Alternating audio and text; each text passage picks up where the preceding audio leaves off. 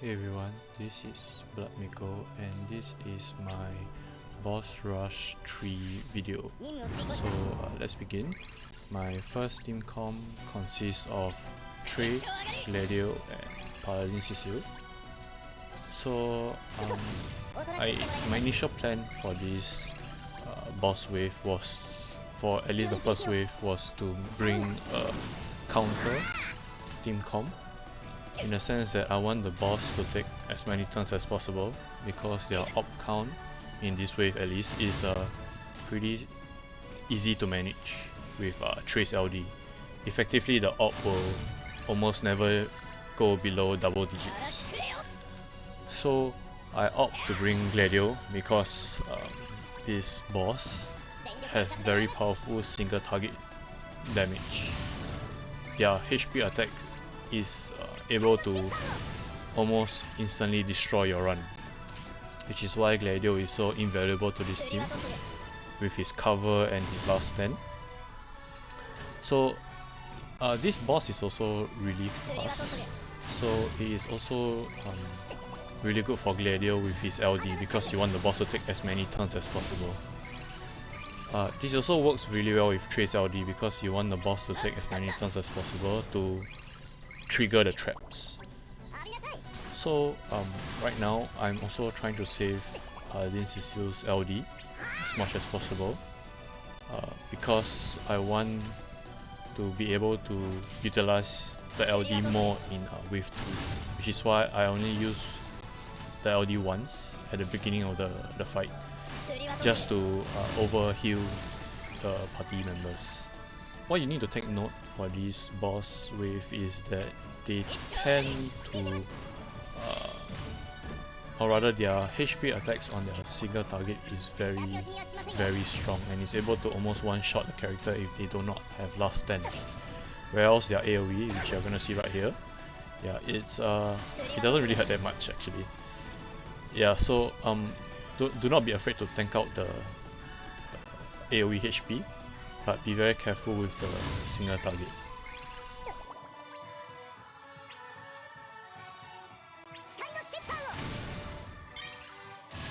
An alternate tank to Gladiolus could be Celes, because she also, with her LD, counters the bosses whenever they take a turn.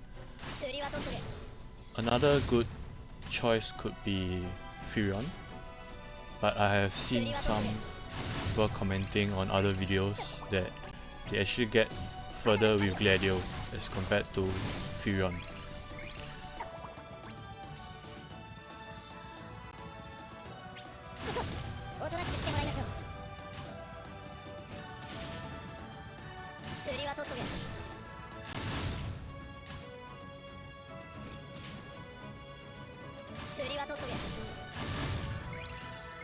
An alternative for Paladin Cecil, if you wish to use him in a later wave, or you just do not have his LD, could be Aerith with her great auras and her healing wind to keep the op count high for the second wave bosses.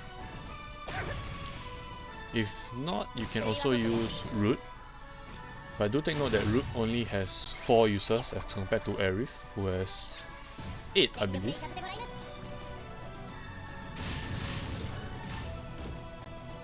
As for Trey, if you do not have his LD, you can also use Sarah with her recent buff, which makes her really strong for this fight. Or alternatively, off the top of my head, Ferris, Tancred, or even Vivi. But if you are going to use Vivi, you have to be very careful with your party health, because these bosses love to spam HP attack, and Vivi actually reduces the party's health.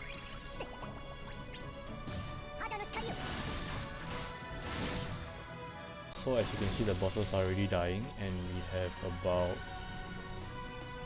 26 turns. A very efficient way of killing these bosses would be to try and get them to die from countering them with either Gladiolus LD or Trey's traps. So these bosses for wave 2, they do not start with the orb count active, but will start the orb at about 79%. And these bosses also love to spam HP attacks when their tail is up, as you can see right now. So be very careful, especially if in the initial team comp you actually brought Vivi, because as you can see my party health actually dropped quite low, seeing as they were over buffed initially. So right now I'm trying to get both Guard Scorpions to 79% to activate the orb. But do take note that as long as one goes below 79%, both Guard Scorpions will cleanse and gain a ton of Brave. So as you can see, they gain 99,000 Brave, but a really good way to counter it is to bring someone like Jack, who has instant break. And the reason why I didn't use his first call was that I believe that it was not a very efficient use of my term, which I only had 17 left, which is why I opted to use the burst instead to try and whittle down the massive brave that a bee has.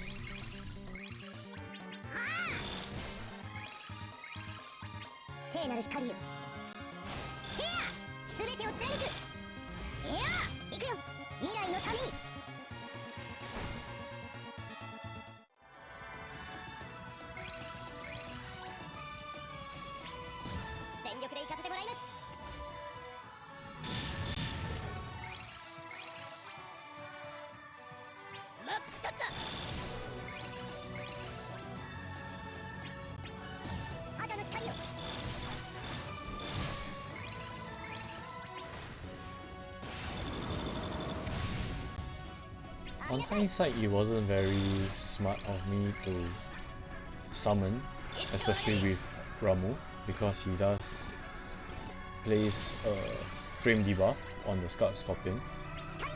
Because they do cleanse at 49%, I believe, or rather when one hits 49%. So a smarter way would be to actually get them to cleanse first and then apply Ramu's unique debuff.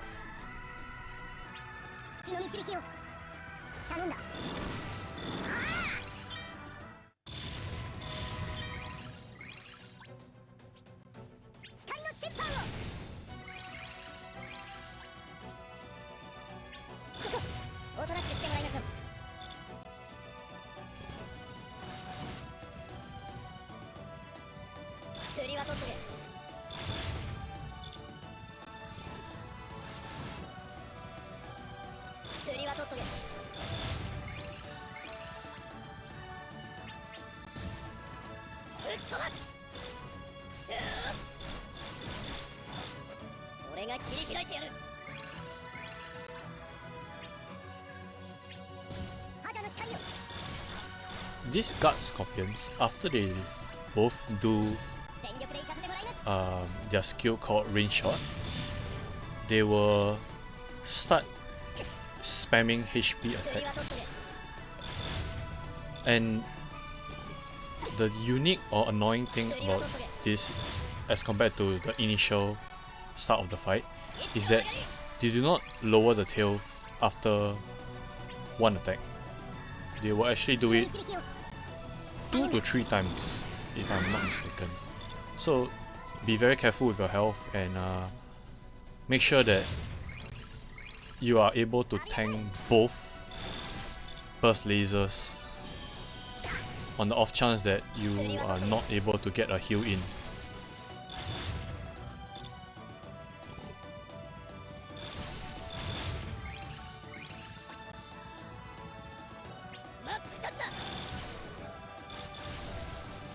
At this point of time, I was actually really surprised that this team actually managed to reach the third wave, because I actually expected them to run out of steam at the second boss wave. So right now I'm just trying to do as much damage as I can before the turn count ends and my second team comes in.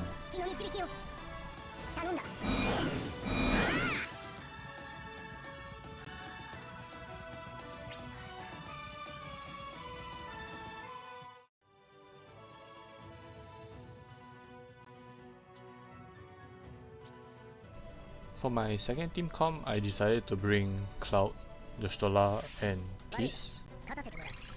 I decided to spam my calls in this wave for two reasons. The first being, I wanted to finish this wave as soon as possible without letting them get a turn, because these bosses love to spam HP attacks and it's single target and it does a lot of damage also. And the second reason is because in the next wave, you can only put a maximum of 3 debuffs on the bosses. If you place 4 debuffs on them, they will actually get a very significant stat boost, to the point where my team was actually only hitting for 1 brave. Which is why I was spamming all my calls here to try and finish this wave as soon as possible, and to make sure that I will only have a minimum number of 2 debuffs on them, one being Keiss LD and the other being either Jostola's defense down from her stone or Cloud's paralyze from his cross slash. Yes, you can actually paralyze the boss, which actually helps mitigate when they do their spike move. As you can see right now, I'm spamming Cloud's finishing touch and Keiss hero support, mainly to kill these bosses as soon as possible, and also because the 4th boss, they are launch immune, so basically Keiss will be useless there, which is why I was trying to finish off as much hero support as possible without using his C65. Another thing to be careful of when you bring someone like Jostola is that while her Pulse of Life is an instant skill, it still adds to the boss rush turn count, which is why you do not want to spam her Pulse of Life, and it's mainly to just maintain her buffs.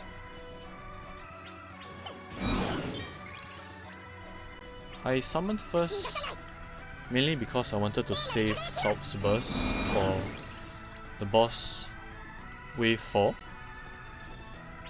and to utilize Pandemonium's increased launch damage.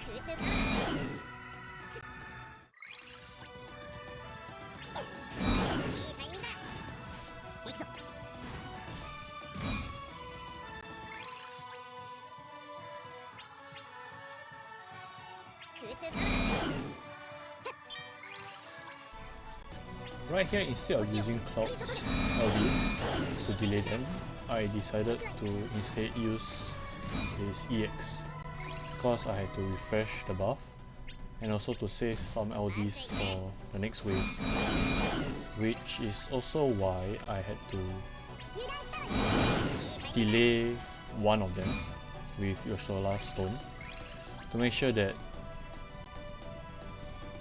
the single target damage is not both on Jostola in a row, because even though she has last stand, it will actually kill her because she actually went below half health from the first attack.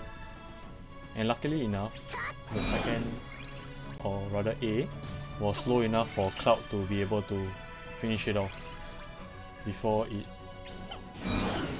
kills Jostola off.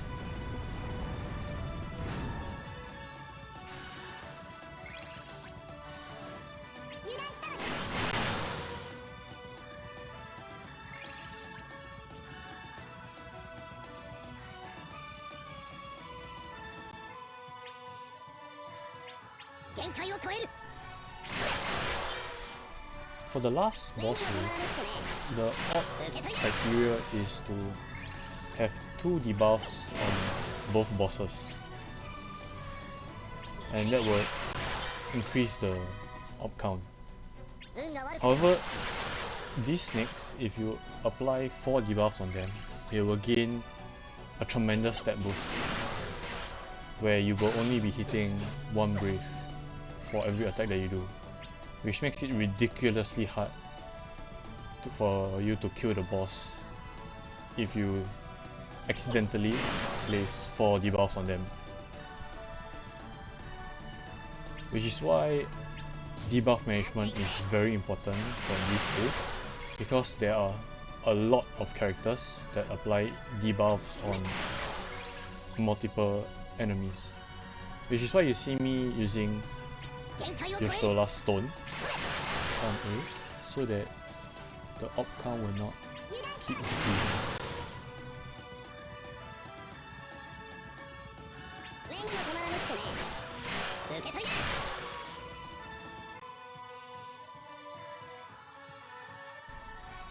Another one of the boss mechanic is that they would use Shed if there's 2 or less, or rather 3 or less debuff on them, and Shed Plus if there's 4 or more debuff.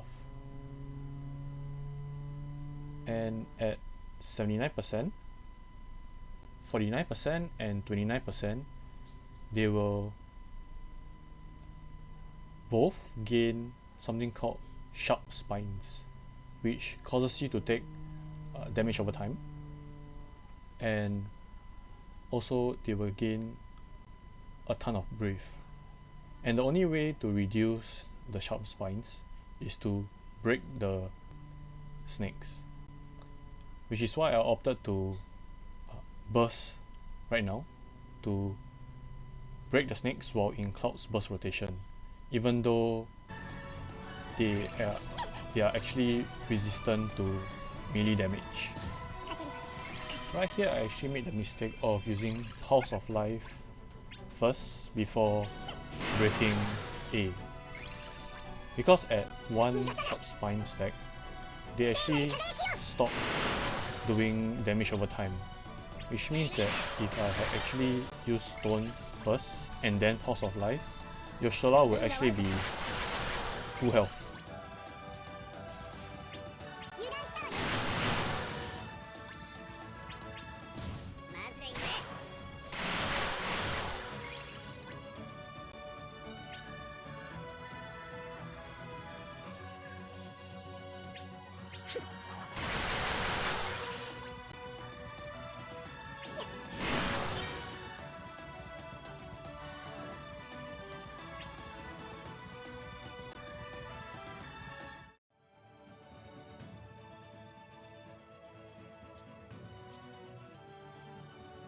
For my last party, I decided to use Celes, Setzer, and Onion Knight. I actually replaced Squall for Setzer because, first of all, he is super synergy, and also because he actually trivializes the Sharp Spine mechanic. As you can see right now, they actually gain 0 Brave due to Setzer's Freeze Choker, which makes this boss fight very, very manageable.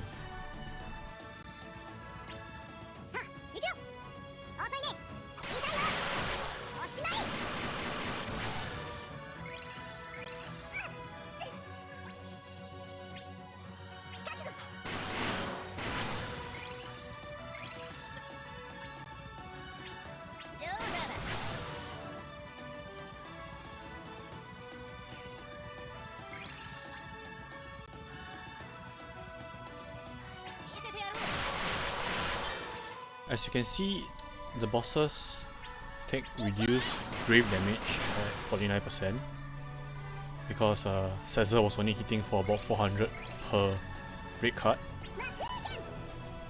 But I feel like he is very valuable because of the fact that he can just stop them from gaining Brave. Another thing to note is that the cores that I brought they do not put any debuff on the bosses because Celes herself already placed 2 debuffs on them, and Setzer's Freeze Joker is the last one.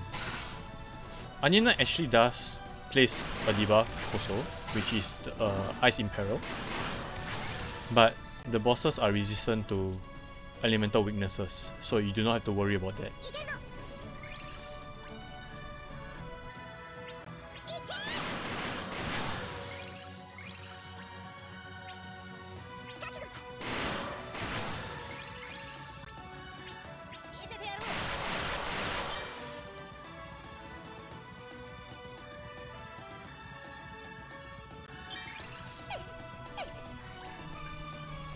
Right here is actually really strange that they do their sharp spine mechanic, because as you can see they are definitely below 49%, but they only trigger right now at 35% or higher, slightly higher, because I just did the Ramzan call.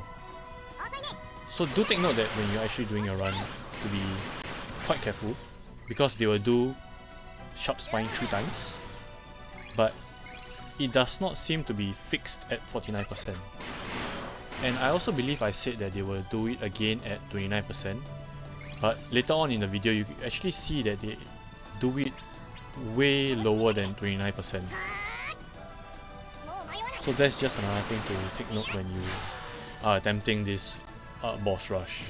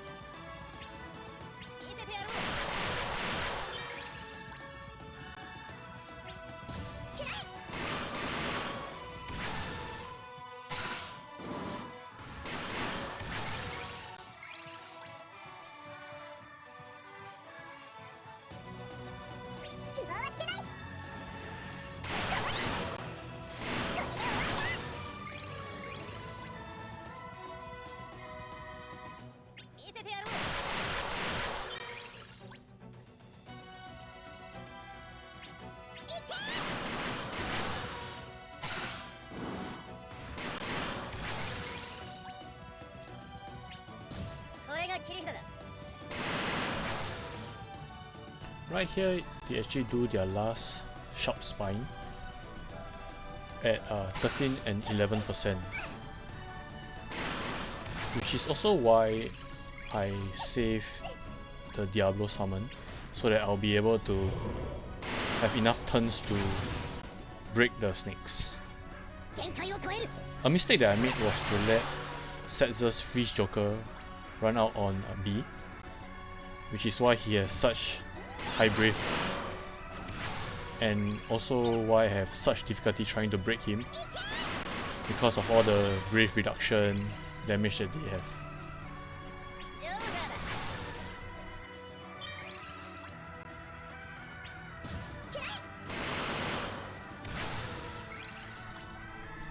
Right now the fight is more or less in the back already. I had actually used Celador's core to heal up the team, and as you can see I just checked to make sure that I managed to stay within the HP requirement limit.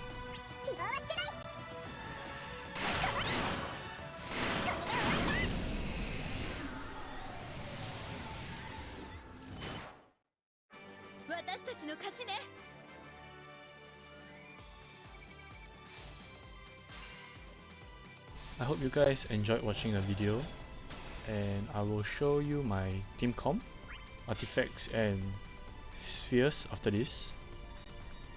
Do check out my Waka LD video, and I'll see you guys in the next one.